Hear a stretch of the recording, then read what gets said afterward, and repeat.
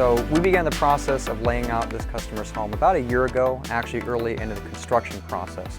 We originally were given the builder's drawing, which we could actually then take to create a 3D diagram of both fitness rooms. This allows us to see the equipment in more than just a two-dimensional space. We can put things in different areas, we can test out arrangements, even get an idea on a good placement for things like mirrors and TVs. We even talked about the logistics of how we were going to get equipment in and out, the dimensions of the room, even weight capacities for what was going to go onto the second floor. We also had to install some equipment upstairs.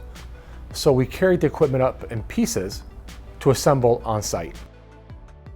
The garage took the majority of the strength equipment and the free weights, while the second floor we installed some cardio equipment and a smaller strength piece. We installed roughly 650 feet of commercial grade rubber flooring. Once the flooring was fully installed, we proceeded to install the equipment in the customer's home. We had a lot of conversations with this customer about what kind of equipment they wanted.